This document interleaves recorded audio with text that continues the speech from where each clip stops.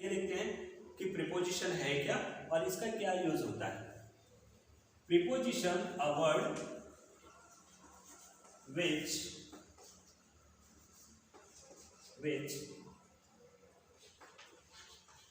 tells the relation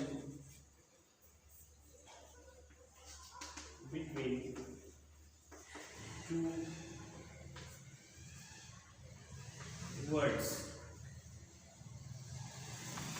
like noun, pronoun और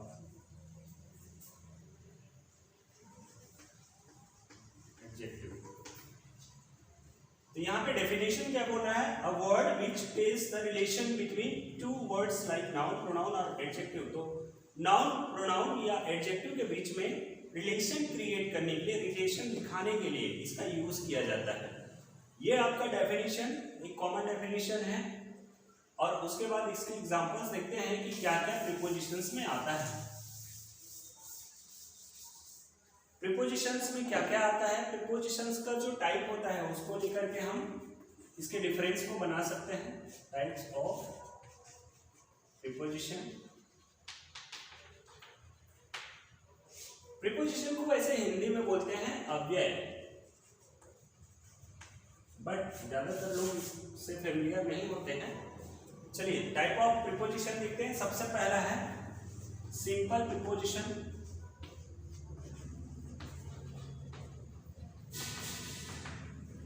simple preposition कौन सा प्रीपोजिशन होता है, वो प्रीपोजिशन जिसको हम जनरली यूज करते हैं in, at, on, of, use,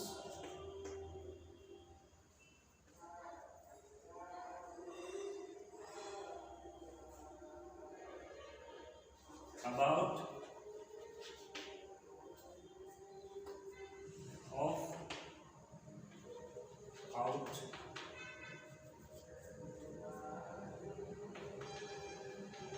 inside, down, up,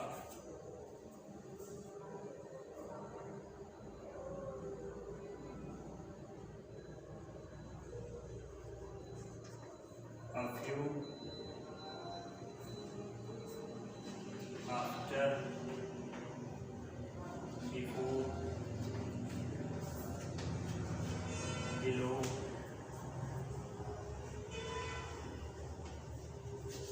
beneath।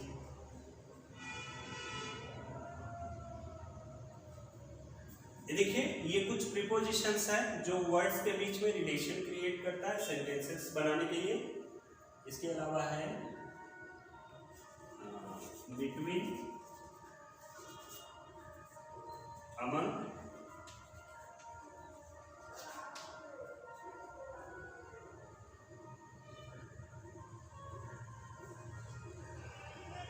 Decide हो गया मेरे पास, डिसाइड, बाय, विद,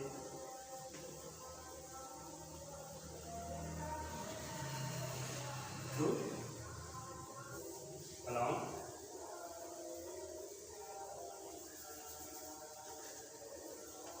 far। देखिए तो ये सब जो सिंपल एक वर्ड में बने हुए हैं उन सबको बोलते हैं सिंपल प्रीपोजिशन। इन सब का यूज आपने इंग्लिश में देखा होगा, बट सबका मीनिंग आपको पता होना चाहिए और कहाँ पे यूज करना है, किस तरह से यूज करना है ये आपको पता होना चाहिए। इनसाइड, आउटसाइड, अनलाइक, कंसर्निंग,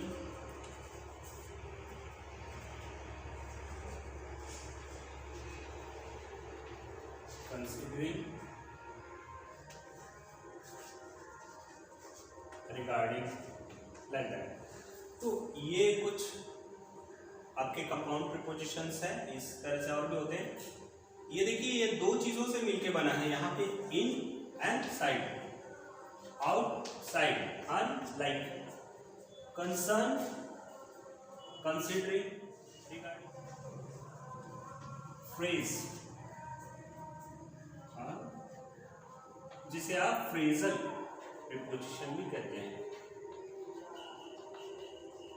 ठीक है, बाकी जो प्रीपोजिशंस है वो सब आपने ऐसे ही पढ़ा होगा, देखा होगा, उस सब का मीनिंग भी अपन न्यूज़ को बताएंगे क्या क्या होता है।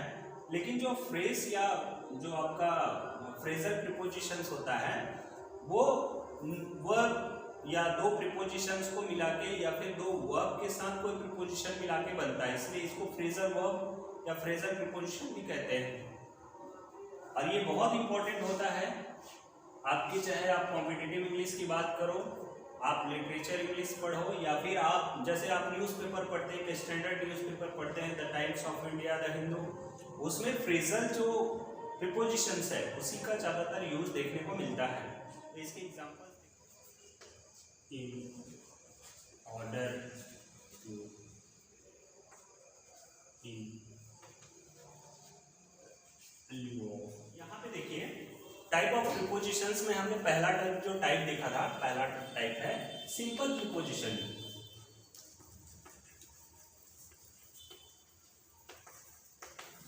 यहाँ पे मैंने कुछ प्रीपोजिशंस लिखे हुए हैं जिसका आपका हिंदी में भी मीनिंग मैं आपको बता दे रहा हूँ। अ फ्यू कुछ एक, अबाउट के बारे में, अराउंड चारों ओर, across are par.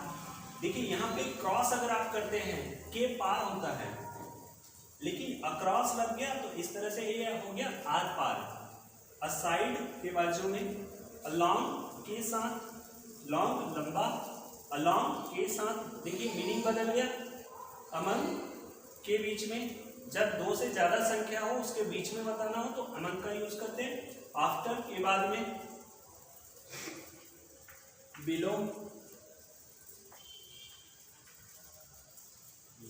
Before,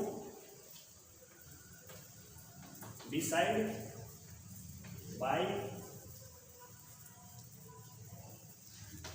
between,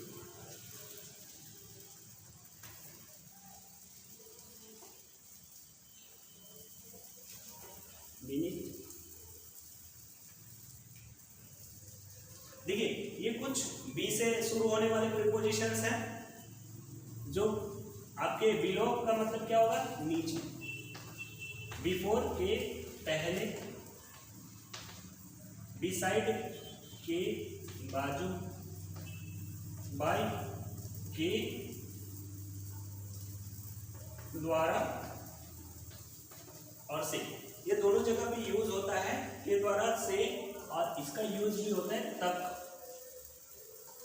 prepositions का मल्टीपल यूज होता है, इसलिए आपको ये समझना पड़ेगा कि कहाँ पे किसका कैसा यूज हो रहा है। कुछ प्रीपोजिशंस का सर्टेन यूज होता है, जैसे बिटवीन, दो के बीच जब बताना हो कोई बात को तो बिटवीन का यूज करते हैं, और दो से ज्यादा के बीच में बताना हो तो अमंग का यूज करते हैं। आफ्टर का मतलब के बाद में होता है, लेकिन यहाँ पे देखिए बिफोर है, के पहले, इसका मतलब के सामने भी होता है। तो इस तरह से इसके एक एक मीनिंग को आपको समझना होगा, तभी आप क्या है सही सेंटेंस क्रिएट कर पाएंगे या सेंटेंस का सही मीनिंग आप निकाल पाएंगे। बिटवीन, दो के बीच, बीनीथ के नीचे। अब यहाँ पे देखिए डाउन का मतलब भी नीचे होता है, और ये बिलो का भी मतलब नीचे होता है, बीनीथ का भी मतलब नीचे होता है, बट सबका यूज अलग अलग है। कहाँ पे किसका यूज करना है अपने को समझना है। अब इसके अलावा भी और बहुत सारे होते हैं, ये सिंपल प्रीपोजिशंस है जो एक वर्ड में बनता है। इसके अलावा बहुत सारे हैं, at, in, on, upon, above,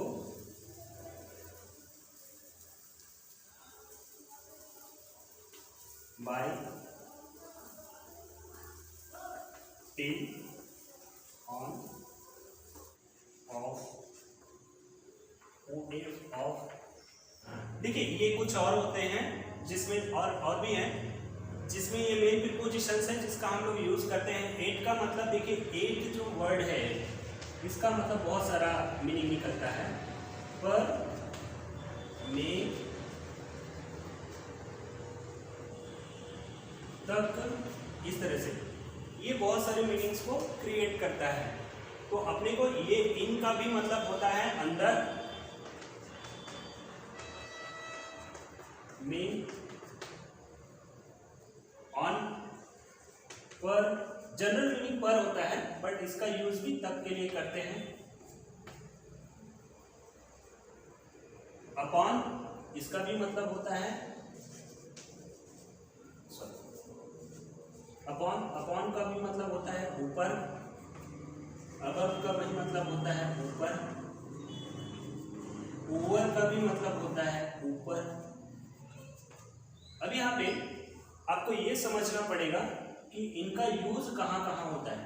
meaning similar निकल रहा है लेकिन आपको ये देखना पड़ेगा कि इसके यूजेस कैसे कैसे हैं। देखिए मैंने हिंदी इसलिए बताया है ताकि आप लोग हिंदी मीडियम के स्टूडेंट बहुत सारे होते हैं, उन लोगों को अगर मीनिंग पता नहीं होगा तो वो यूज नहीं कर पाएंगे। आपको फ्रेजेस या कंप्रिहेंशन या पैसेज से भी सीखना पड़ेगा और ये आपको सीखना पड़ेगा न्यूज़पेपर से भी।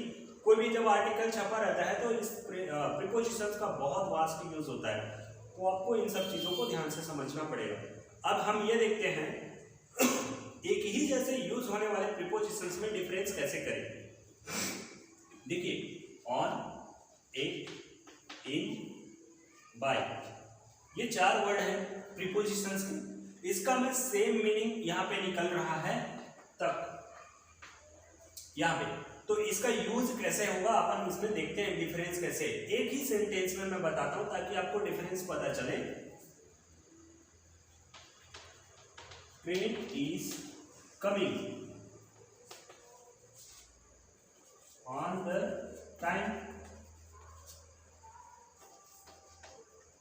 Train is coming at 10:30 AM,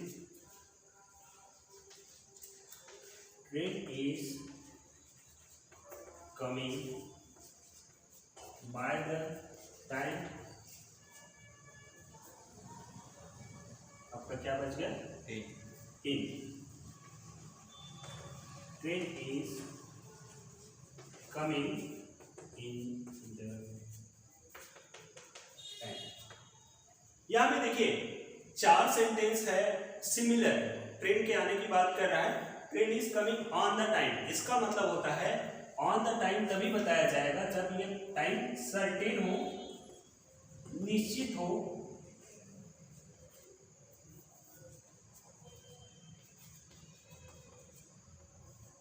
निश्चित यानी कि सर्टेन हो। बट अपने को टाइम नहीं पता है, बट सर्टेन होने के कारण इसको बताया जाता है कि on the time. Train is coming at 10:30, यहाँ पे देखिए टाइम की सटीकता और टाइम दिए होने पर सेम यूज होता है 10:30 तक, बस आपका ट्रेन जो है वो आ जाएगा। Train is coming by the time, जब हम टाइम को लेके अनसर्टेन होते हैं और आगे पीछे हो सकता है, टाइम जो है वो पहले भी आ सकता है टाइम के या बाद में भी आ सकता है, we are not very sure, तो वहां पे फिर क्या यूज करते हैं, by the time. Train is coming by the time मतलब वो टाइम के आसपास आ रहा है। Train is coming in the time मतलब ट्रेन समय से पहले आ सकता है, समय पर आएगा लेकिन उसके बाद नहीं आ सकता है, वो पहले ही आएगा।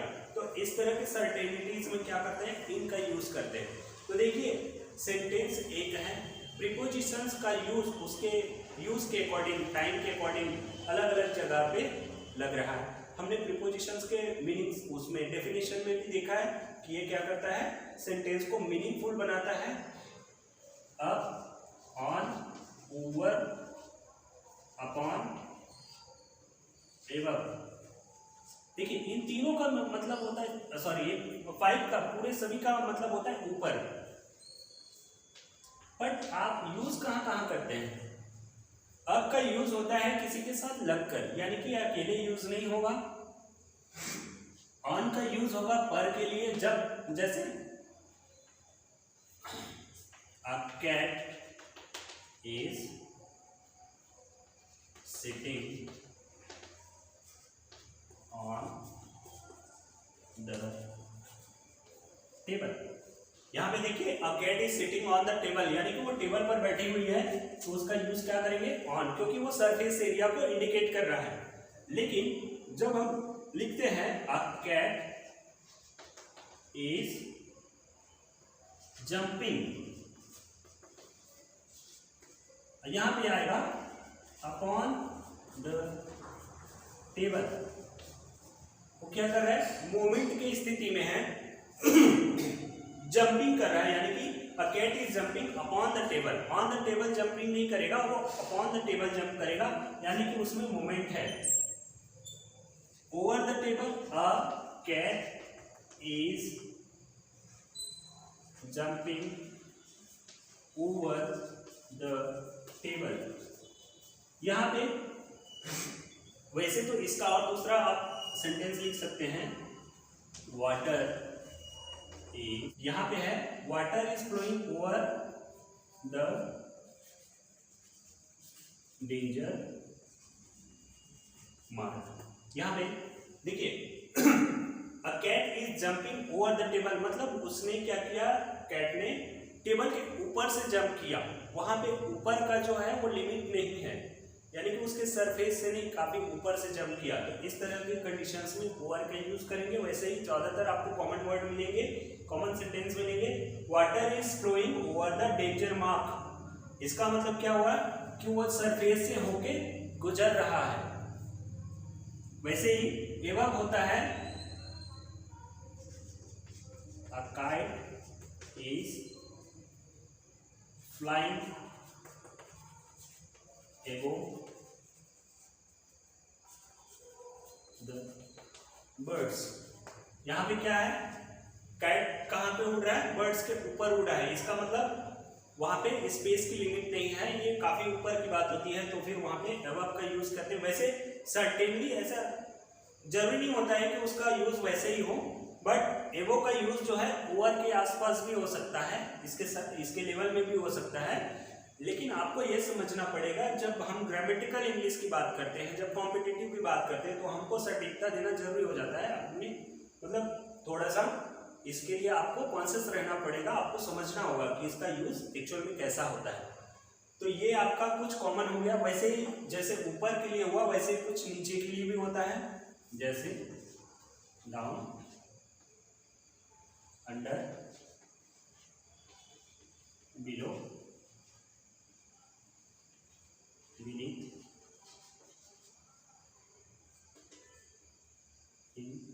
देखिए इन सभी का मतलब होता है नीचे या अंदर।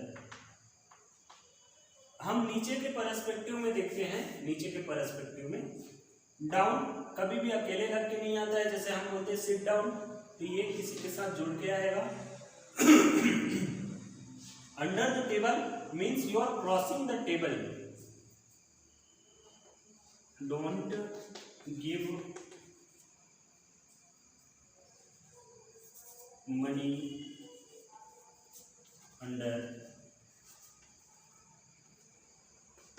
the table।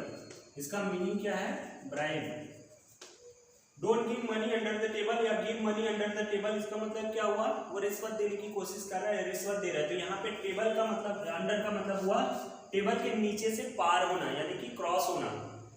तो इस तरह जैसे ओवर वाटर वगैरह को ओवर करते हैं, ओवर होकर के पार होता है, उसी तरह से अंडर यानी कि उससे होकर के गुजरना, ऐसे पर्सपेक्टिव में अंडर का यूज करते हैं। बिलो जो होता है वो जस्ट नीचे होता है, कॉमनली यूज होता है। बीनीथ जो होता है उसके जो दायरा होता है उसी के नीचे होता है। बिलो, अगर देखिए इसका सिचुएशन क्या है, ये आपका एक टेबल है, मान लीजिए एक टेबल है, इसके नीचे कोई चीज पड़ी हुई है तो हम बोलेंगे बीनीथ, क्योंकि सर्टेन लेवल में पड़ा हुआ है। लेकिन अगर ये कहीं पे भी पड़ा हुआ है और हमारी आंखें यहाँ से देख रही है और ये टेबल के नीचे में ही दिख रहा है, तो हम उसको बिलो ही बोलेंगे। यहाँ पे बिलो का यूज कर सकते हैं जहाँ की वो लिमिटेड ना हो, लेकिन बीनीथ का मतलब होता है उसी के दायरे में नीचे में रहना। तो इस तरह से छोटी छोटी चीजें हैं जिसको अपने को जानना बहुत इंपॉर्टेंट होता है। कॉम्पिटिटिव के पर्सपेक्टिव में आप स्पोकन में या फिर आप जनरल इंग्लिश में कोई भी यूज कर सकते हैं, कोई फर्क नहीं पड़ता है। लेकिन कॉम्पिटिटिव की जब बात आती है तो आपको ये सर्टिफिकेट प्रीपोजिशन में जो हमने फ्रेज पढ़ा उसमें हम कुछ और वर्ड को देखते हैं कि ये फ्रेज किस तरह से बनाता है और कितना इसमें डिफरेंस आता है। लुक, यहाँ पे हमने एक वर्ड लिखा है लुक, ये क्या है? वर्ब है। वर्ब के साथ क्या मिल रहा है? प्रीपोजिशन। और प्रीपोजिशन मिलकर के क्या बना रहा है? फ्रेज बना रहा है। प्रीपोजिशन, फ्रेजल प्रीपोजिशन जो हमने थर्ड पार्ट में देखा था, थर्ड टाइप जो देखा था उसमें। तो लुक आफ्टर लगा हुआ है। लुक के साथ आफ्टर का क्या मीनिंग हो जाता है? देखभाल करना किसी पर्सन या फिर बिजनेस का, किसी एनिमल का। तो जो हम देखभाल करते हैं उसमें क्या लगता है? Look after. लुक एट, किसी भी चीज को देखना, किसी वस्तु को देखना। लुक इनटू, किसी मैटर या फिर डॉक्यूमेंट को देखना। जब हम किसी चीज को पढ़ते हैं तो उस पर नजर डालते हैं, तो मैटर पे जब नजर डालते हैं तो लुक इनटू का यूज करते हैं। लुक फॉर के लिए, जैसे कोई चीज खो गया है, किसी चीज के लिए हम देख रहे हैं तो वहां पे आपका लुक फॉर का यूज करेंगे। लुक ओवर जो होता है वो इंस्पेक्ट करने के लिए होता है। किसी भी चीज का जब हम इंस्पेक्शन करते हैं तो लुक ओवर का, जैसे सरसरी निगाह से पढ़ना जिसको बोलते हैं, तो हम उसके लिए छानबीन जो करते हैं। लुक अप, ऊपर की ओर देखना। यहाँ पे मैंने खाली मार्क्स डाल दिया है। ऊपर की ओर देखना, ये डिक्शनरी का कॉमन वर्ड है। लुक टू, यहाँ पे पर्सन फॉर हेल्प। यहाँ पे क्या है? आप जैसे किसी से हेल्प मांगते हैं तो you are looking to help, you are looking to somebody for help. इस तरह से आप क्या करते हैं? हेल्प के लिए लुक का यूज करते हैं, लुक टू का। तो इस तरह से ये वर्ब के साथ मिलकर के प्रीपोजिशन से, वैसी कट के साथ ये सारी चीजें जुड़ के कुछ और वर्ड बनाती है। मेक के साथ जुड़ करके कुछ और बनाती है। गेट के साथ जुड़ करके कुछ और बनाती है। तो ये काफी लंबा होता है और इसको समझना बहुत इंपॉर्टेंट होता है, क्योंकि वर्ब के साथ मिलकर उसके मीनिंग को पूरी तरह से बदल देता है। और यही आपके स्पेसिफिक इंग्लिश में बहुत यूज होता है। The times of India, the Hindu जैसे न्यूज़पेपर आप पढ़ेंगे तो ये सारी चीजें आपको बहुत देखने को मिलेगा। इसको बोलते हैं फ्रेजल वर्ब।